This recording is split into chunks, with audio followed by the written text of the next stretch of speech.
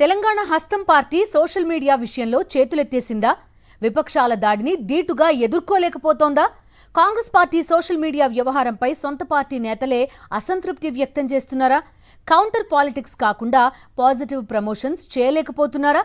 Social మీడియాలో హస్తం hands up కి కారణమేంటి? నేటి సమాజంలో సోషల్ మీడియా ప్రభావం అంతా ఇంతా కాదు. ఏ అంశాన్నైనా సోషల్ మీడియా శాసిస్తోంది. పాజిటివ్ అంశమైనా నెగిటివ్ అంశమైనా ప్రచారం కావాలంటే సోషల్ మీడియా పాత్ర కీలకంగా మారింది.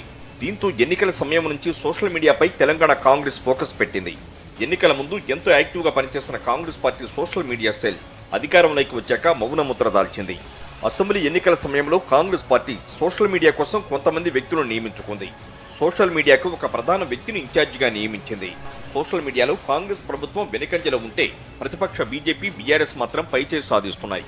గత ప్రభుత్వం చేసింది గోరంతైనా దాన్ని కొండంతలుగా చేసి చూపిందని, తమ ప్రభుత్వం కొండంత చేసిన గోరంత కూడా చెప్పుకోలేకపోతున్నామని సీఎం రేవంత్ సైతం ఇటీవల జరిగిన సీఎల్పీ సమావేశంలో కామెంట్ చేశారు. పార్టీలోని కొందరు నేతలు సైతం సోషల్ మీడియాలో పైచేయి సాధించకపోతే నష్టం కలుగుతుందని, దీనిపై దృష్టి పెట్టి వెంటనే చర్యలు తీసుకోవలసిందిగా సీఎం రేవంత్తో పాటు పీసీసీ చీఫ్ మహేష్ గౌడ్తో చెప్పినట్లు సమాచారం. కంచె గచ్చిబౌలి భూ వివాదం సమయంలో సోషల్ మీడియాలో జరిగిన ప్రచారంపై కాంగ్రెస్ పెద్దలు ఆరా తీశారట. సోషల్ మీడియాలో కాంగ్రెస్ పార్టీ ప్రభావం కనిపించలేదని, ప్రతిపక్షాల ముందు తేలిపోతున్నదని ఇన్ఛార్జి ముందు పలువురు నేతలు ఆవేదన వ్యక్తం చేశారని టాక్.